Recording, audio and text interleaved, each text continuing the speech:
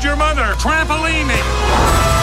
We meet again. The Incredibles 2 is almost upon us, and Disney and Pixar have got a treat for us. Ted Mathot actually works at Pixar, has been working on The Incredibles 2, and he's here to tell us all about it. You're in story supervision? That's right, I'm the story supervisor for the film. Okay, so when you talk about story for a huge animated picture like this, what are we talking about? You have to kind of put all your scene assemblage together and then you go piece by piece like that? Well, what we want to do, so being a sequel, we want to provide something that's comfortable, that's familiar for the audience because they've seen the first one, they're coming into a new one. Yes. But we also want to give them something new. What?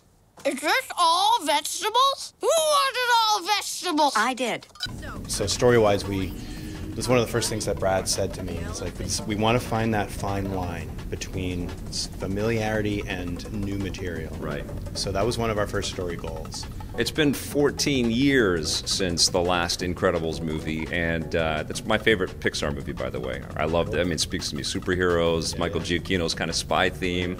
I've been waiting for this announcement and waiting for this film for so long, but do you guys have any concerns that people will have, sort of lost touch with this Parr family and the stories of The Incredibles? I hope not. I mean, people seem really excited for it, so it seems like the enthusiasm is there. So yeah, I hope they haven't forgotten about us. Give us a sense of where you guys got to kind of start this new story off. Like, what was without spoiling anything, but give us kind of a sense of how you kind of place us in the lives of these characters again. Well, Brad's had an idea for some time about this film, and it was a partial idea, so some of it was there, some of it was not there. So we had to figure out a bunch of it, as we went along. What's interesting about this is finding the new stuff. What's the new material? Right. Where do we take these characters from the first film? That's always the thing that's difficult about a sequel. It's like, we did the first one, it's like, okay, we wrap this up, we're good.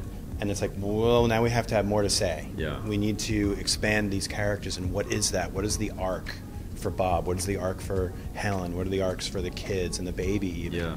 Baby has an expanded role. Jack has an expanded role in this movie, so it's figuring out those things. Where are we going to take them this time?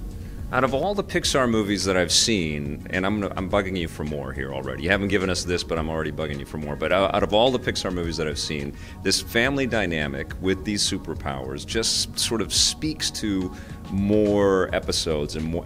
You guys must have not had a shortage of ways to go and ideas. Oh yeah, no, that's just by the nature of it. You can go on endlessly if you want. Yeah. But one of the things that Brad was really specific about, and I like this, is that he always wants the characters to remain the same age. Okay. So you go online, and I'll admit I did it. I went online and I read the comments, but why are they not older? Like, we're all older, and it's been 14 years. Why are the characters not older? Yeah. But Brad said the characters are who they are based on that point in their lives, right? So Dash is a 10-year-old hyperactive kid. If you age him up, he's no longer Dash. He's no longer hyperactive. Right. So I really like that he sort of set that in stone early on, that these are who the characters are. So at least in my mind, if we're going to do more, they would stay the same. Okay. Stay the same age as who they are. So that means with this new movie, I don't think it's a big secret, but you're basically starting from the last second of the first movie, and you're pushing right forward from there, right? That was a challenge in itself, because we never intended, at least at the time, that we'd have to follow up on that. Yeah. So that was one of the big challenges on this movie was, okay, now how are we going to do this? And we ran into, some problems which were unanticipated. Like, okay, they have their suits underneath. What about Vi's suit? She's wearing a short sleeve shirt, all this stuff.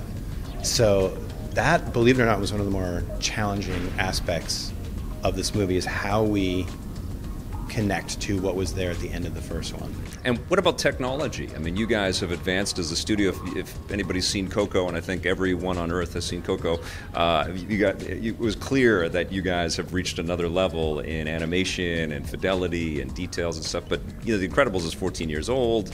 It can't look too different from the first film, but it still has to be state of the art, right? Right. It looks a lot different. Yeah. The technology is so much more advanced now than it was.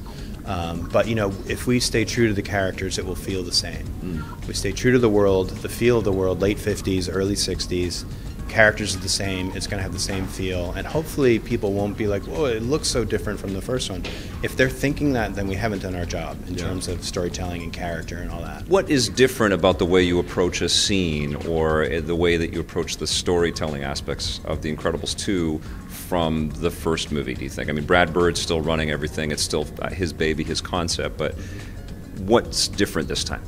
It's exactly the same. Is it? Yeah, Oh, okay. I mean, yeah, it's storytelling is storytelling, and Brad's, the way Brad tells a story is the same. He loves spectacle. He loves big movie moments. He likes big screen and big sound, and he also likes to have a lot of humor. He likes the drama, the humor, and he also wants high stakes. Yeah. He wants audiences to be biting their fingernails. He wants popcorn moments. So none of that has changed. Storytelling is still the same as it always has been. One thing that I kind of appreciate now in the sort of rear view of all of the Marvel movies and these live-action superhero things, we've got these fantastic images almost every 3 months on screen that you can't believe, but there is this freedom that you guys are allowed in animation that really sells these superheroics in interesting ways, yeah? And I guess that must be your challenge. Like, how do you top what Marvel's doing, right? Yep. Yeah. We don't want to do what everybody else is doing. Yeah. So we strive really hard to be new and different and innovative, and a lot of that comes from our characters. They're very specific in the way that they act and how they relate to each other. A big part of The Incredibles in the first movie and in this movie is what we call the incredible versus the mundane. So we don't want to be mundane for too long without being incredible. We don't want to be incredible for too long without being mundane. It's that wonderful balance that makes these movies what they are. It is cool because when you're watching this family, you see your family in that family, and the bickering gets uncomfortable. It gets right to the edge of like, oh my God, can these people, they're in front of their kids, can they just work it out?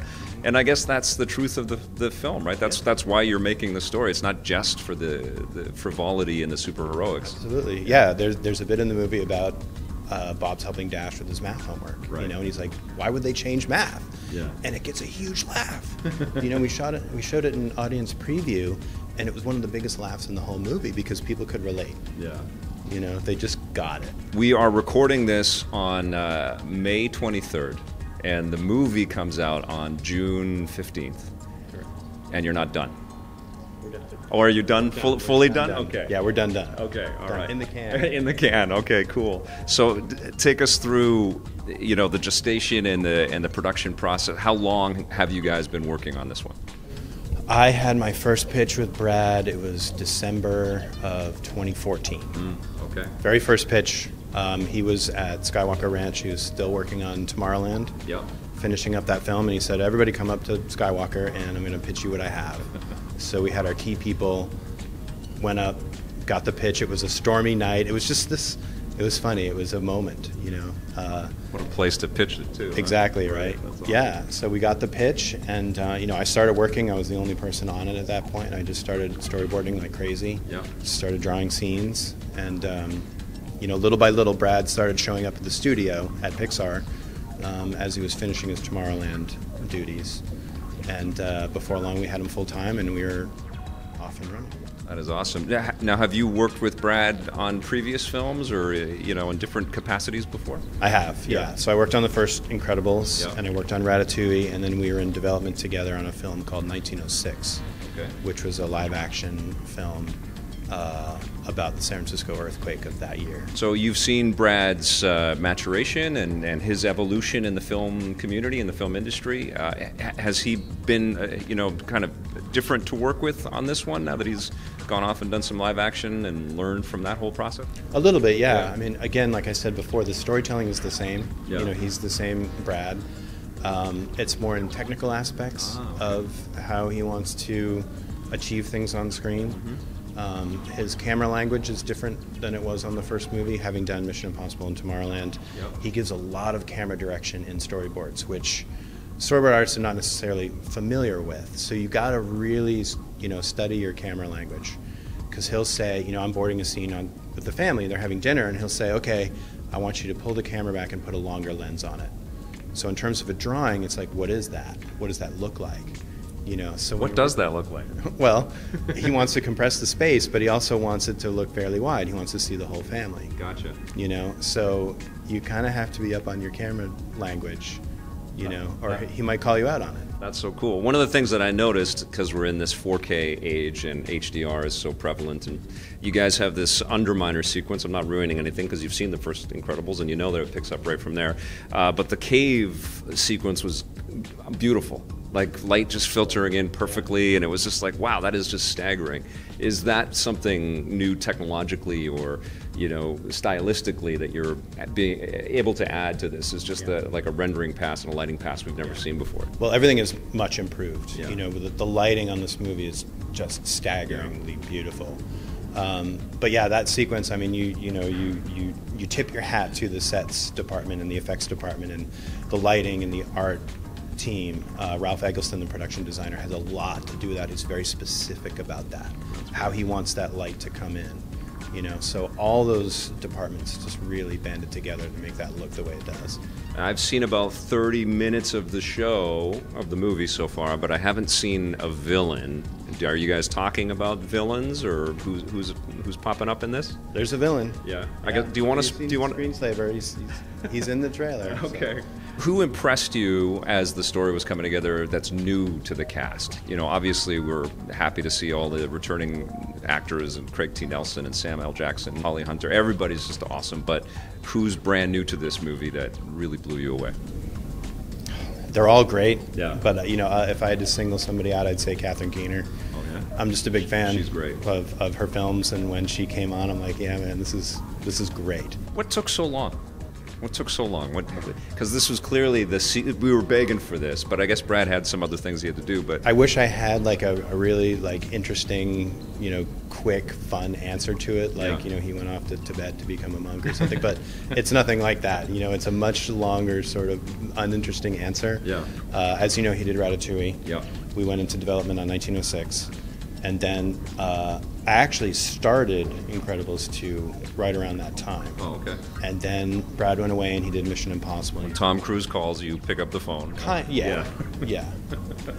So you could put it that way. Yes, and then George Clooney calls and you pick up the phone. He went away to do his 2 live action films and then he came back for it. So unfortunately, I don't have like a really great, you know, quick answer. Well, you gave us filmography and you filled in some gaps, which is good. Are we going to have to wait this long for more, though?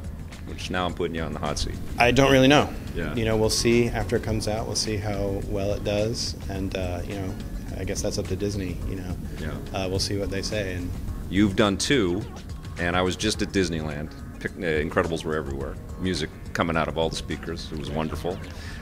You've done 2. Do you want to do more? Do you want to do more? As we always say, I would if the story is right. Oh, nice. If we have a great story, absolutely. Awesome.